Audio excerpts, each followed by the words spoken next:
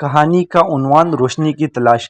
مرکزی پیغام سچائی، صبر اور علم کی تلاش انسان کو اندھیروں سے نکال کر روشنی کی طرف لے جاتی ہے۔ ایک دور دراز پہاڑی علاقے میں ایک چھوٹا سا گاؤں تھا جس کا نام اندھیری تھا۔ اس گاؤں کو یہ نام اس لیے دیا گیا تھا کیونکہ وہاں نہ بجلی تھی، نہ علم، نہ ہنر۔ لوگ صدیوں سے جہالت، خوف اور تہمات میں جکڑے ہوئے تھے۔ کسی نے کبھی اسکول نہیں دیکھا تھا، کسی بچے نے کبھی کتاب کو ہاتھ نہیں لگایا تھا۔ اندھیری میں رہنے والے لوگ دن بھر کھیتوں میں کام کرتے اور رات کو اندھیرے کمروں میں بیٹھ کر اپنے بزرگوں کی باتیں سنتے۔ اگر کوئی بیمار ہو جاتا تو تعویذ دھاگے کا سہارا لیا جاتا۔ اگر کسی کے گھر میں کوئی مسئلہ ہوتا تو اسے بدروح کا اثر کہا جاتا۔ انہی اندھیروں میں ایک چمکتی آنکھوں والا لڑکا پیدا ہوا جس کا نام سلیم رکھا گیا۔ سلیم بھی باقی بچوں کی طرح گاؤں کے کھیتوں میں کام کرتا، لیکن اس کی آنکھوں میں ایک الگ چمک تھی۔ وہ سوالات کرتا جو اوروں کو عجیب لگتے اور چاند کو دیکھ کر کہتا یہ کیوں چھپ جاتا ہے۔ وہ بارش کے بعد زمین کی خوشبو کو محسوس کرتا اور کہتا یہ خوشبو کہاں سے آتی ہے۔ سلیم کے والدین بھی سادہ دل کے انسان تھے۔ انہوں نے اسے محبت دی لیکن تعلیم کا ذکر کبھی نہیں کیا۔ مگر ایک دن کچھ ایسا ہوا جو سلیم کی زندگی ہمیشہ کے لیے بدل گیا۔ ایک سرد رات کو جب پورا گاؤں اندھیرے میں سو رہا تھا، ایک پردیسی مسافر گاؤں میں آیا۔ اس کے ہاتھ میں ایک عجیب سا آلہ تھا جو روشنی پھیلا رہا تھا۔ گاؤں والوں نے اسے جادوگر کہا، لیکن وہ مسافر ایک استاد تھا جو راستہ بھٹک کر اس گاؤں میں پہنچ گیا تھا۔ صبح جب سورج نکلا تو گاؤں والے اجنبی کو محسور نظروں سے دیکھ رہے تھے۔ وہ شخص پرسکون لہجے میں بات کرتا اور اس کے پاس کئی چیزیں تھیں جو گاؤں والوں نے پہلے کبھی نہیں دیکھی تھی۔ کتابیں، ایک چھوٹا سا نقشہ اور ایک ٹارچ جو رات کے اندھیرے میں روشنی دیتی تھی۔ سلیم سب سے زیادہ متاثر ہوا۔ وہ چپ کے استاد کے پاس جا بیٹھا اور پوچھنے لگا، یہ روشنی کہاں سے آتی ہے؟ کتابوں میں کیا ہوتا ہے؟ کیا آپ مجھے بھی پڑھا سکتے ہیں؟ استاد مسکرایا اور کہا، اگر تم سچ میں سیکھنا چاہتے ہو تو پہلے صبر اور سچائی سیکھو۔ علم ان کے پاس جاتا ہے جو اسے دل سے چاہتے ہیں۔ یہ سن کر سلیم نے فیصلہ کیا کہ وہ روز اس استاد کے پاس جائے گا، چاہے سب اس کا مذاق اڑائے، اور وہ گیا بھی۔ ہر روز خاموشی سے استاد کے پاس بیٹھ کر اس نے الف بے پے سیکھنا شروع کیا۔ جلد ہی وہ جملے پڑھنے اور لکھنے لگا۔ استاد نے اسے دنیا کا نقشہ دکھایا، زمین، سورج، ستاروں، انسانی تاریخ کے بارے میں بتایا، لیکن گاؤں والوں کو یہ سب پسند نہ آیا۔ انہوں نے استاد کو جادوگر قرار دے کر نکالنے کی کوشش کی، مگر استاد نے صرف اتنا کہا، میں جا رہا ہوں مگر علم یہاں رہ جائے گا۔ یہ لڑکا سلیم تمہارے گاؤں کی روشنی بنے گا۔ استاد تو چلا گیا لیکن سلیم کے دل میں علم کی پیاس اب بھڑک اٹھ چکی تھی۔ وہ جانتا تھا کہ اب اس کے راستے آسان نہیں ہوں گے۔ استاد کے جانے کے بعد سلیم کے لیے ہر دن ایک امتحان بن گیا۔ گاؤں والے اسے استاد کا چیلا کہہ کر مذاق اڑاتے، کچھ تو اسے کافر تک کہنے لگے، کیونکہ وہ آسمان، زمین، سورج اور چاند کی سائنس کی باتیں کرتا تھا اور سوالات پوچھتا تھا جنہیں وہ گناہ سمجھتے تھے۔ مگر سلیم ہارنے والا نہیں تھا۔ وہ روز رات کو ٹارچ کی مدھم روشنی میں کتاب پڑھتا جو استاد نے جاتے وقت اسے تحفے میں دی تھی۔ وہ کتاب اردو کی بنیادی تعلیم، حساب اور قدرتی دنیا کے حقائق پر مشتمل تھی۔ جیسے جیسے وہ پڑھتا گیا ویسے ویسے اس کی سوچ وسیع ہوتی گئی۔ اسے محسوس ہوا کہ گاؤں کے اندھیرے صرف بجلی کے نہ ہونے کی وجہ سے نہیں بلکہ علم نہ ہونے کی وجہ سے ہے۔ ایک دن سلیم نے اپنی جھونپڑی کے ایک کونے میں بیٹھ کر چند بچوں کو الف بے سکھانا شروع کیا۔ شروع میں صرف 2 بچے آئے، ایک کا نام رمیز تھا، دوسرا شبنم۔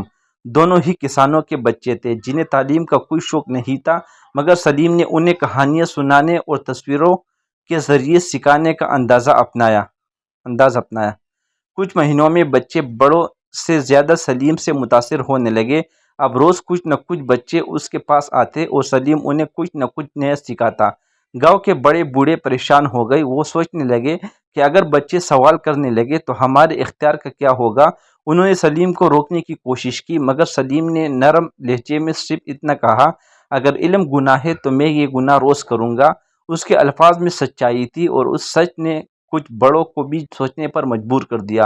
ایک دن گاؤں میں شدید بارش ہوئی، کئی جھونپڑیاں گر گئی، کھیتوں کا نقصان ہوا۔ گاؤں کے لوگ اس مصیبت کو اوپر والے کا قہر سمجھ کر سلیم پر الزام لگانے لگے۔ انہوں نے کہا کہ یہ سب اس لیے ہو رہا ہے کیونکہ سلیم نے پرانے رسم اور رواج توڑ دیے ہیں۔ سلیم کو گاؤں بدر کرنے کی دھمکی دی گئی، لیکن اس بار کچھ ایسے بھی تھے جنہوں نے سلیم کی حمایت کی، وہی بچے جنہوں نے سلیم سے پڑھنا سیکھا، ان کے والدین اور چند نوجوان جنہوں نے محسوس کیا کہ سلیم کی باتوں میں روشنی ہے۔ یہ پہلا موقع تھا جب گاؤں دو حصوں میں بٹ گیا، ایک طرف اندھیرا تھا اور دوسری طرف روشنی۔ اب وقت آ گیا تھا کہ سلیم اپنا گاؤں چھوڑ کر باہر کی دنیا کا سفر کرے، علم کے بڑے سمندر میں ڈوب کر واپس آئے تاکہ اندھیری کو ہمیشہ کے لیے روشن کر دے۔ سلیم نے اپنا بستہ اٹھایا، ماں کی پیشانی چومی اور گاؤں سے رخصت ہو گیا۔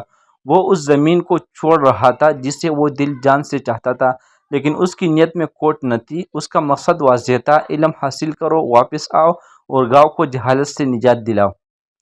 شہر آ کر سلیم حیران رہ گیا۔ یہاں ہر طرف روشنی تھی، لوگ تیزی سے چلتے، پڑھتے، سیکھتے اور سکھاتے۔ یہاں کے بچے اسکول جاتے، انٹرنیٹ استعمال کرتے اور سائنس، ادب، ریاضی سب کچھ پڑھتے۔ سلیم کے لیے یہ سب ایک نیا جہان تھا، مگر اس کے اندر استاد کی دی ہوئی بنیادی موجود تھی۔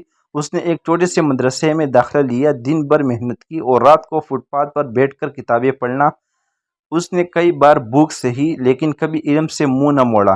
کئی سالوں کے بعد سلیم ایک مکمل پڑھا لکھا نوجوان بن چکا تھا۔ اس نے تعلیم میں نمایاں کارکردگی دکھائی اور اسے ایک غیر سرکاری ادارے میں معلم ٹیچر کی نوکری مل گئی۔